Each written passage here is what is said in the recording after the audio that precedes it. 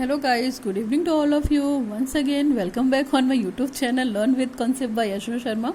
Now it's me. मुझे ये अच्छा नहीं लगता है बार बार बोलना, लेकिन बोलना भी ज़रूरी है. अगर मैं बोलूँगी नहीं तो आप मेरे चैनल को बिल्कुल आइडेंटिफाई नहीं कर पाएंगे.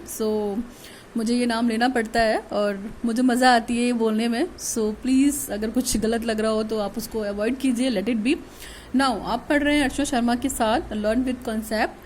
नाउ हम क्या डिस्कस कर रहे थे, कोर्स 6 चल रहा था हमारा जेंडर स्कूल एंड सोसाइटी. तो उसमें हम इम्पैक्ट्स की बात कर रहे थे, impact of educational sociology on education. तो यहाँ पे हमने बहुत सारे पॉइंट्स डिस्कस किए थे. एम डिस्कस किया था, टीचिंग मेथड डिस्कस किया था, फंक्शन डिस्कस किया था, इवन हम लोगों ने कोरिकुलम भी डिस्कस कर लिया था. ठीक है, कि कैसा कोरिकुलम होना चाहिए, मेथड ऑफ टीचिंग कैसा होना चाहिए. इसके बाद फिर हम लोगों ने डिसिप्लिन भी डिस्कस किया था. नाउ आज का जो नेक्स्ट पॉइंट है, नेक्स्ट पॉइंट में हम डिस्कस करते हैं कि एजुकेशनल सोशोलॉजी एंड टीचर क्या है. तो without wasting our time start करते हैं. एजुकेशनल सोशोलॉजी एंड टीचर यानी कि शैक्षिक समाजशास्त्र और शिक्षक में क्या संबंध है. चलिए फटाफट. आपको पता है टीचर के रोल को आइडेंटिफाई करने की ज़रूरत नहीं है. टीचर अपने आप में राष्ट्र निर्माता होता है. ठीक है, बच्चों का भाग्य निवेशक होता है. ठीक है, एक तरीके से. ठीक है, और टीचर क्या होता है, एज अ गॉड होता है. टीचर को जो है गुरु की उपाधि दी गई है, शिक्षक की उपाधि दी गई है, आचार्य की उपाधि दी गई है, उपाध्याय की उपाधि दी गई. तो टीचर की जितनी सारी भी सिनोनियम लें हम वो कम है. बस हाँ, सबके फॉर्म अलग अलग हैं बट सबका इंटेंशन एक ही है, teacher is the teacher. Okay, तो अभी हम बात करते हैं. Knowledge of educational sociology is very useful for the teachers because it helps them. देखिए यहाँ पे बात कर रहे हैं कि जो एजुकेशनल सोशियोलॉजी है या समाजशास्त्र है उसका ज्ञान टीचरों को होना चाहिए. ठीक है, क्योंकि उसको सोसाइटी में रहकर अपने बच्चों को शिक्षित करना होता है. ओके, तो हम बात करते हैं. पहला पॉइंट है हमारा to have the better understanding of the social relationship and their influences. देखिए एक टीचर को इस बात का पर्टिकुलर नॉलेज होना चाहिए, प्रॉपर अंडरस्टैंडिंग होनी चाहिए कि सामाजिक रिलेशनशिप कैसे चलता है सोसाइटी में रहकर और उसका प्रभाव क्या क्या पड़ता है. यानी कि पॉजिटिव इम्पैक्ट भी हो सकता है सोसाइटी पे और उसका नेगेटिव इम्पैक्ट भी हो सकता है. डिपेंड करता है कि वहाँ की सोसाइटी कितनी लिटरेट है, कितनी पढ़ी लिखी है और चीज़ों को कितने अच्छे से निभा रही है ना. तो एक टीचर को इस बात का भी ध्यान देना चाहिए कि हमारी जो सोशलिस्टिक एक्टिविटी हैं वो पॉजिटिव वे में रहें, नेगेटिव वे में ना रहें. ठीक है, तभी वो बच्चों को कुछ अच्छा बना सकती है being a teacher. Now next हमारा to stabilize the liaison between the school system and the other social system. ठीक है, टीचर को एक कोऑर्डिनेशन बना के चलना है और दोनों के मध्य संबंध बना के चलना है कि जो सोसाइटी है आपकी, ठीक है, जो स्कूल सिस्टम है. ठीक है, तो अभी हमने जो दूसरा पॉइंट डिस्कस किया, दूसरे पॉइंट में ये था कि टीचर को एक एस्टेब्लिशमेंट बना के चलना है जो आपका सामाजिक स्तर है उसके बीच में और जो आपका स्कूल का स्तर है. यानी कि सोशल सिस्टम के साथ साथ वो स्कूल के सिस्टम को भी बैलेंस करेगी, है ना. दोनों में कोऑर्डिनेशन बना के चलना है.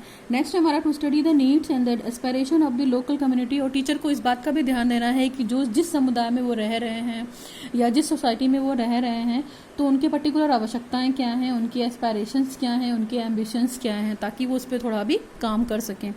नेक्स्ट है to solve the educational problem in a better way. जो भी शिक्षा से संबंधित समस्याएं हैं उनको एक प्रॉपर और एक अच्छे वे के माध्यम से सॉल्व किया जाना चाहिए. शिक्षक को, किसको, है ना, शिक्षक को ये कोशिश करनी चाहिए कि जो भी एजुकेशनल प्रॉब्लम आ रही हैं उसको वो अपने बेस्ट वे से सॉल्व करने की कोशिश करें. नेक्स्ट है हमारा to develop the healthy practice of the democracy in the school and the community.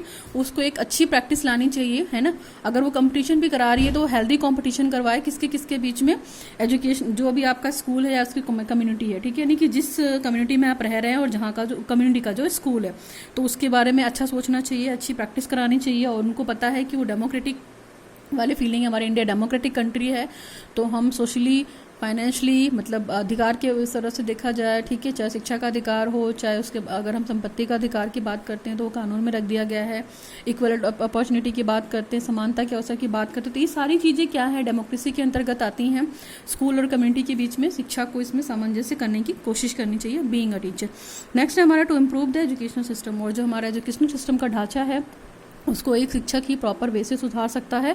तो शिक्षक को इस बात का ध्यान देना चाहिए कि सोसाइटी में जो भी चीज़ें प्रोग्रेस में हैं, चेंज में हैं, नई हैं, टेक्निक्स हैं, टेक्नोलॉजी है, तो उनको अपने एजुकेशन सिस्टम में अडॉप्ट करके अपने टीचिंग को अच्छा बनाए.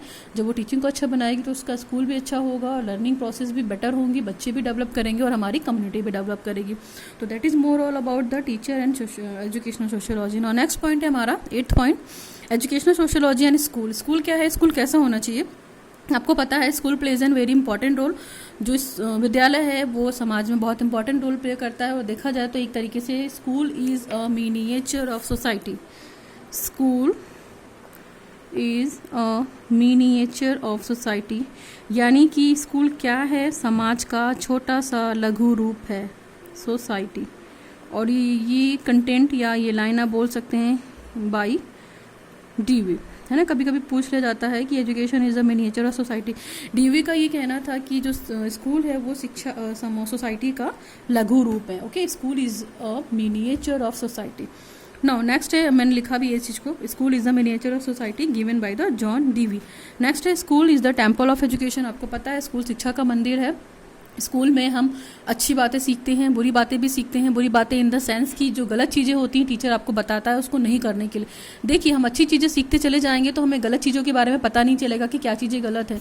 तो टीचर का काम क्या होता है, पॉजिटिव एजुकेशन देने के साथ साथ बच्चों को निगेटिव एजुकेशन भी दे, ताकि वो निगेटिव एजुकेशन के माध्यम से ही जो गलतियां हैं उनको वो सीखें। नेगेटिव एजुकेशन की अगर हम कॉन्सेप्ट की बात करते हैं तो रूसो ने की थी, ठीक है, इस चीज़ को भी याद रखिएगा। निगेटिव एजुकेशन के लिए रूसो ने कहा था कि निगेटिव एजुकेशन की शिक्षा बच्चों को देनी चाहिए। रूसो, ठीक है, ये नेचुरलिस्ट है, आपको पता है ना, प्रकृतिवाद के प्रवर्तक हैं, ठीक है, बहुत घोर प्रवर्तक हैं। उन्होंने प्रकृति से ही रिलेटेड बातें की हैं। तो इन्होंने भी फेवर किया है कि बच्चों को निगेटिव एजुकेशन देनी चाहिए, यानी कि बच्चे को हम ये बता दें कि हम ये करेंगे तो ये चीज़ गलत होगी। सपोज करो कोई बच्चा है वो अपने सॉकेट में हाथ डाल देता है, इलेक्ट्रिक सॉकेट में, ठीक है, तो इस तरह की चीज़ों के से एग्जाम्पल से बता सकते हैं कि हाँ अगर हम ये करेंगे, ठीक है, तो ये गलत होगा, करंट लग जाएगा। या कभी मान लीजिए गर्म तवे पे किसी बच्चे का हाथ पड़ गया या खुद का हाथ पड़ गया तो खुद को एक लेसन मिल जाता है ना, तो वो लेसन, वो एक्टिविटी हो गई तो मिला, यानी कि निगेटिविटी वहाँ पे आई। तो हम बच्चे को निगेटिव वाली चीज़ें बताएंगे कि आप ये करेंगे तो ये गलत होगा, इसका नुकसान होगा आपको। जैसे बच्चे बहुत तेज़ दौड़ते हैं रोड पे, मैं नेगेटिव एजुकेशन का एग्जांपल देने की कोशिश कर रही हूँ। बच्चे बहुत तेज़ दौड़ते हैं तो पेरेंट्स से बताते हैं कि इतनी तेज़ मत दौड़ो, गिर जाओगे। अगर बच्चे को ये चीज़ नहीं बताई जाएगी तो उसकी स्पीड तो बढ़ती चली जाएगी और गिर के चोट खाएगा और इस तरह की चीज़ें होंगी। तो ये सारी चीज़ें भी ज़रूरी हैं, निगेटिविटी भी बतानी है लाइफ में कि ताकि उसका जो इफेक्ट है उसको हम पॉजिटिव में ले सकें। ओके, नाउ नेक्स्ट हमारा school is according to the need of child. जो स्कूल है, स्कूल का जो निर्माण होता है वो बच्चे की ज़रूरत और नीड के हिसाब से होता है, बच्चा कितना एबल है और इस तरह की चीज़ों को। School helps to develop the physical, social, mental, moral development in child.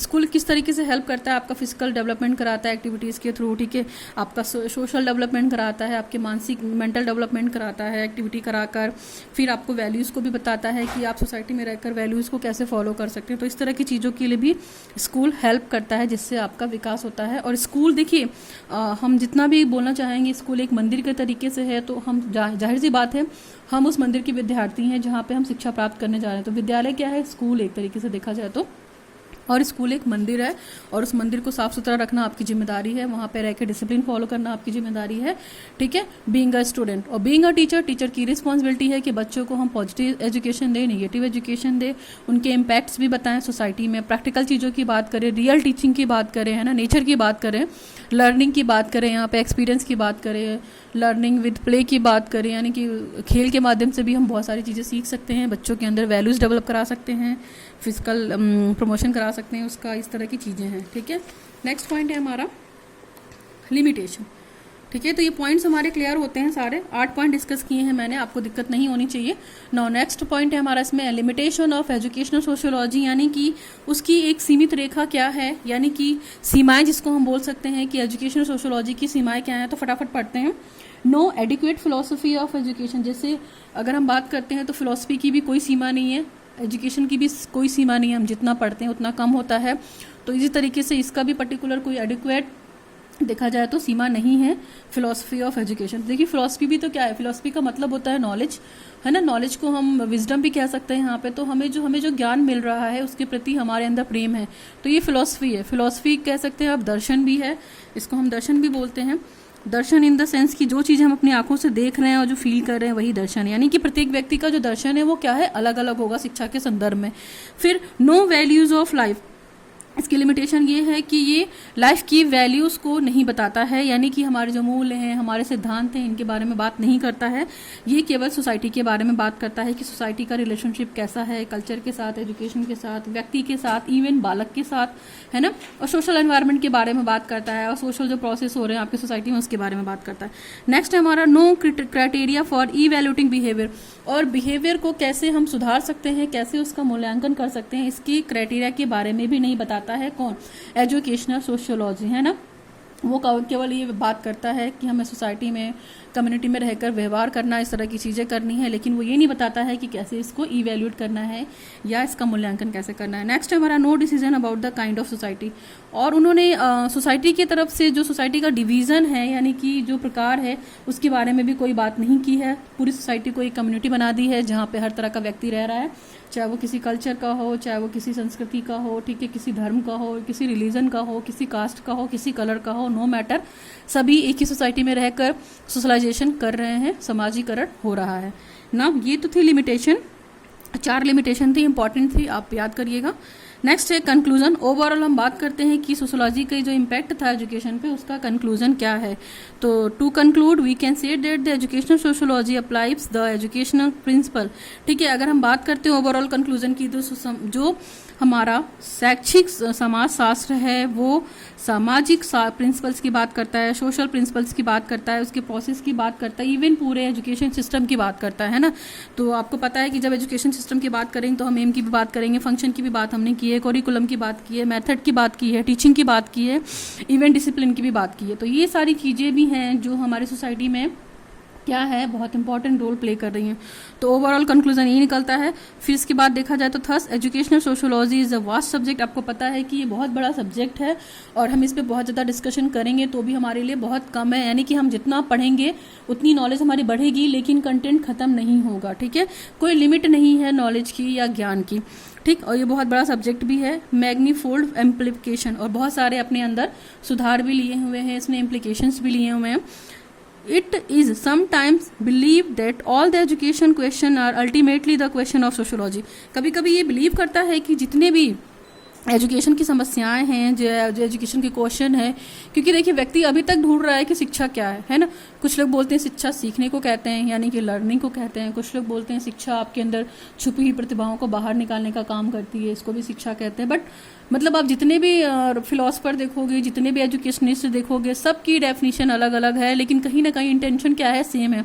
जैसे स्वामी विवेकानंद क्या बात करते हैं, उनका यही कहना है कि education is the manifestation of the already perfection, यानी कि बंदा अपने आप में परफेक्ट है, शिक्षा क्या करती है, उन चीज़ों को बाहर निकालती है, बस, ठीक है। गांधी जी का भी कहना है कि शिक्षा क्या करती है, ओवरऑल डेवलपमेंट करती है between the mind, body and spirit. तो these are the philosopher, these are the scholars, है ना, एजुकेशनिस्ट, जिन्होंने अपने अपने वे से एजुकेशन को डिफाइन किया है। बट एजुकेशन बहुत बड़ा ब्रॉड है। तो सोशोलॉजी अगर ये चीज़ सोचती है कि हाँ सोशोलॉजी के माध्यम से हम एजुकेशन यानी कि शिक्षा के प्रॉब्लम को सॉर्ट आउट कर पाएंगे, तो ये ऐसा नहीं है, सॉर्ट आउट नहीं हो सकती हैं। दोनों हाँ एक दूसरे से मिलके कंबाइन करके वर्क करेंगी। और कहीं अगर कहा जाए अल्टीमेटली कि हाँ सोशोलॉजी यानी कि समाजशास्त्र जो है वो केवल सोसाइटी के बारे में बात करता है ना, society, relationship between the education and society, इसी के बारे में कौन बात करता है, सोसाइटी। यानी कि एजुकेशनल सोशियोलॉजी इन्हीं सब चीज़ों की बात करती है कि अगर एक बंदा सोसाइटी में रह रहा है तो वो क्या सीख रहा है, उसका प्रोसेस ऑफ एजुकेशन क्या है, उसका प्रोसेस ऑफ लर्निंग क्या है, उसका सोशल एनवायरनमेंट क्या है, प्लस वो किस कल्चर से आया है, किस कास्ट से आया है, बच्चा है, बूढ़ा है, सारी चीज़ें तो इन्हीं के बारे में बात करती है एजुकेशन सोशियोलॉजी, है ना। एजुकेशन की समस्याओं के बारे में बात नहीं करती है, और अल्टीमेट एजुकेशन की समस्याओं का या एजुकेशन को सीखने का या प्रॉब्लम का कोई भी सोल्यूशन नहीं है सोशियोलॉजी, ठीक है। तो that is more all about the sociology. मैंने कंक्लूजन बता दिया, लिमिटेशन बता दिया, पूरे पॉइंट्स डिस्कस कर दिए, 8 पॉइंट डिस्कस कर दिया। एजुकेशनल सोशियोलॉजी यानी स्कूल के बारे में बात की हमने, फिर हमने बात की एजुकेशन सोशियोलॉजी एंड टीचर के बारे में बात की, फिर एजुकेशन सोशियोलॉजी एंड डिसिप्लिन के बारे में बात की हमने, फिर education sociology and method of teaching के बारे में बात की। बहुत डिटेल में डिस्कस किया है, क्यों, क्योंकि लॉन्ग क्वेश्चन आता है और आपको प्रॉपर अच्छे से डिफाइन करना पड़ेगा। मैंने यहाँ पे एक एक हेडिंग डिफाइन की है आपको, ठीक है। Education and sociology and curriculum पढ़ा है हमने, education sociology and function of education पढ़ा है। तो मैंने टॉप टू बॉटम कहीं से कुछ भी नहीं छोड़ा है। आप एक अच्छा लॉन्ग क्वेश्चन प्रिपेयर कर सकते हैं। अगर आपको कोई प्रॉब्लम हो इस क्वेश्चन के आंसर के लिए, डाउट्स के लिए, तो you can ask me in my comment section now. अच्छा वीडियो अच्छा लगा हो, हेल्पफुल रहा हो तो लोगों तक पहुंचाइए, शेयर कीजिए, सब्सक्राइब कीजिए, लाइक कीजिए मेरा वीडियो, और ज़्यादा से ज़्यादा लोग चैनल को सब्सक्राइब कीजिए, ताकि जो ये मेरी बीएड की डेली क्लासेस चल रही हैं, जो भी वीडियो मैं अपलोड कर रही हूँ, आप तक उसका नोटिफिकेशन पहुँच सके और आप पढ़ सकें। ठीक है, आज के लिए बस करते हैं। Thanks for watching the video. Signing off, learn with concept bye Archana Sharma.